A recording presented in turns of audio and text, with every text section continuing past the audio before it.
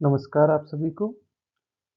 बच्चों हम पढ़ रहे थे कक्षा तीसरी की हिंदी विषय का दूसरा पाठ जिसका नाम था सेखीबाज मक्खी और जिसे लिखा था श्री योगेश जोशी जी ने।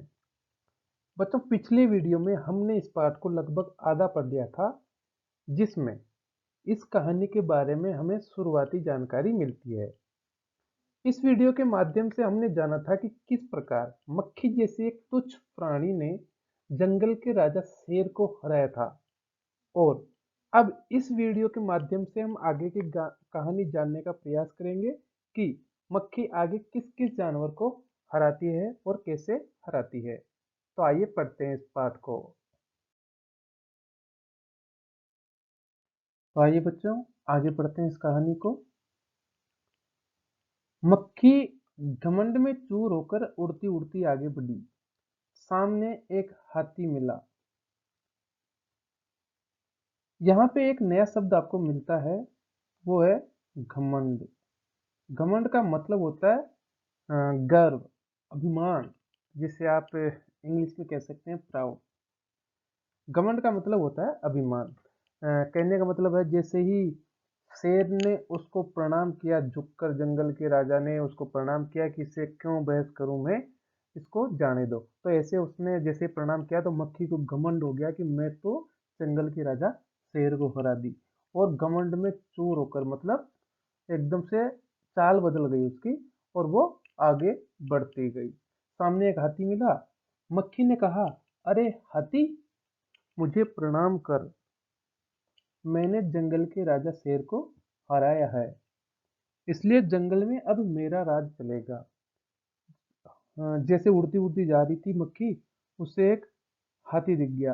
हाथी से कहती है कि अरे हाथी, इधर आ, तू मुझे प्रणाम कर, क्योंकि मैंने जंगल के राजा शेर को हराया है, इसलिए जंगल में अब मेरा राज चलेगा।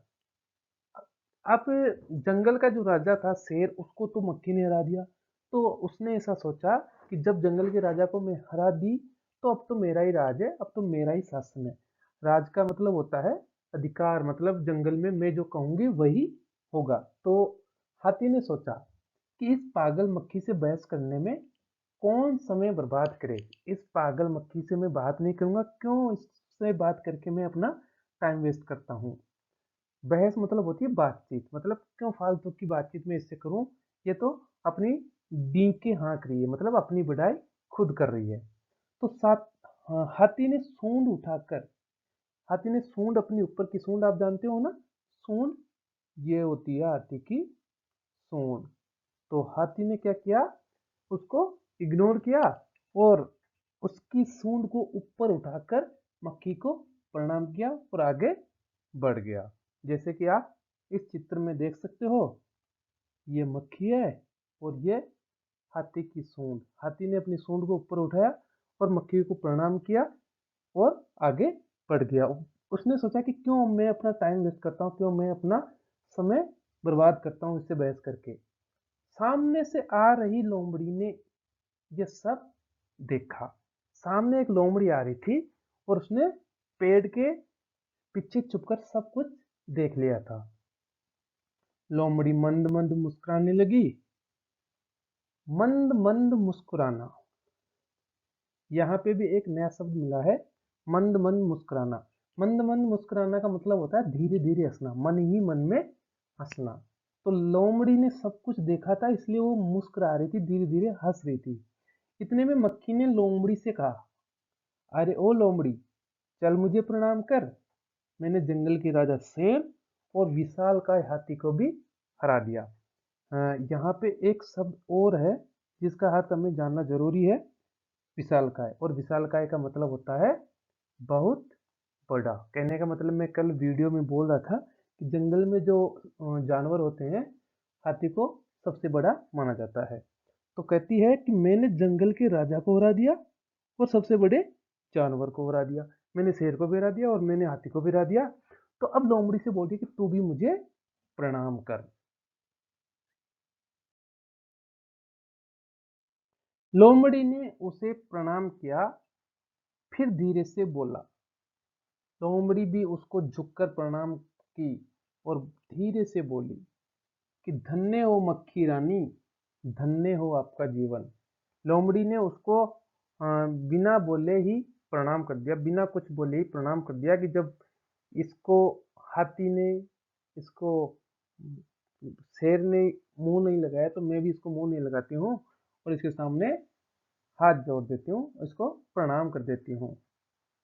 क्योंकि उसको सब पता था कि ये घमंडी है, ये सेखी मार रही है, डींके मार रही है, अपनी बड़ाई कर रही है, अपनी प्रशंसा कर रही है। तो लोमड़ी ने भी उसको प्रणाम किया और मक्खी से कहने लगी कि धन्य हो मक्खी रानी, धन्य हो, धन्य है आपका जीवन और धन्य है आपके माता पिता।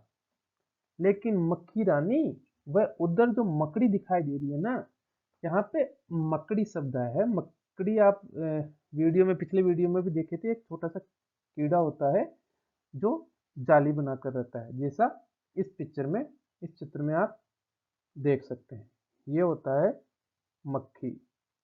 मक्खी के 6 नहीं 8 टांग होती है, सॉरी, मक्खी के 6 टांग होती है, मकड़ी के 8 टांग होती है। मकड़ी जाल बना के रहता है। तो लोमड़ी ने उसको प्रणाम तो किया, लेकिन बोलती है कि मक्खी रानी, उधर जो मकड़ी दिखाई दे रही है ना, वो तेरे को गाली दे रही थी। तो गाली एक नया शब्द आपको मिला है यहाँ पे। तो गाली को आप कह सकते हैं अपशब्द या अभद्र भाषा, मतलब कुछ अपशब्द बोलना, अपशिष्ट भाषा का प्रयोग करना।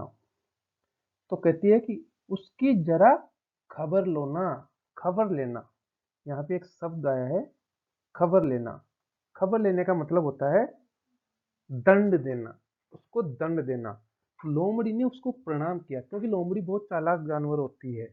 लोमड़ी ने उसको प्रणाम किया और मकड़ी के लिए बोल दिया कि जो मकड़ी है ना, वो आपको गाली दे रही थी, तो जाओ और उसको दंड दो।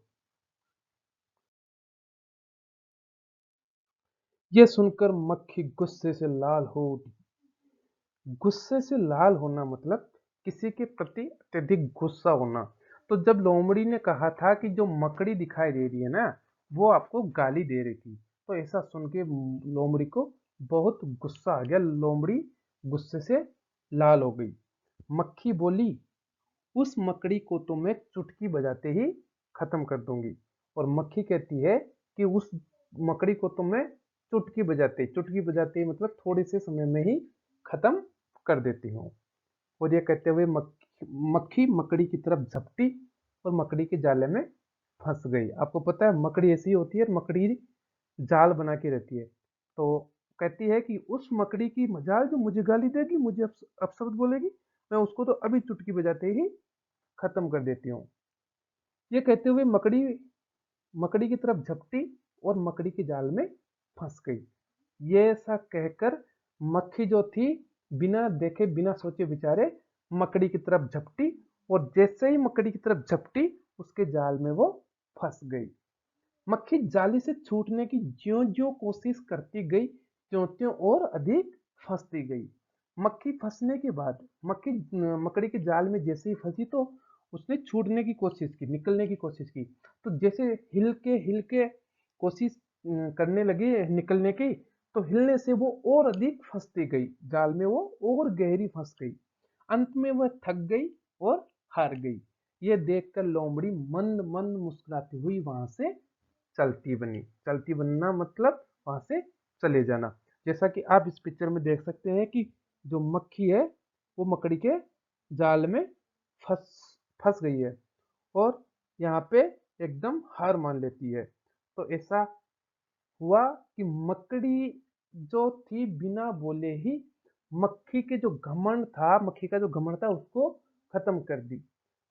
चतुर जानवर लोमड़ी की चालाकी से मक्खी का घमंड टूट गया, मक्खी को अपने घमंड की सजा मिल गई। तो अपनी कहानी यहीं पे खत्म होती है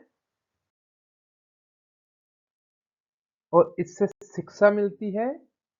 इससे शिक्षा ये मिलती है कि किसी को भी कमजोर नहीं समझना चाहिए। जैसे मक्खी अपने घमंड में आकर सभी जानवरों को, उससे बड़े बड़े जानवरों को, जंगल के राजा शेर को, सबसे बड़े जानवर हाथी को सबको कमजोर समझने लग गई थी और इसी के चक्कर में आकर उसने अपने प्राण गंवा दिए। एक शिक्षा और भी मिलती है यहाँ पे कि किसी भी बात का आपको घमंड नहीं करना चाहिए। किसी भी बात का आपके पास जो भी गुण है उसका भी आपको घमंड नहीं करना चाहिए। तो बच्चों इस प्रकार हमारी ये कहानी समाप्त होती है। आशा है आपको समझ में आई होगी। हम अगले वीडियो में फिर मिलेंगे नए अध्याय के साथ। तब तक आप घर पर रहिए, सुरक्षित रहिए और पढ़ते रहिए। धन्यवाद।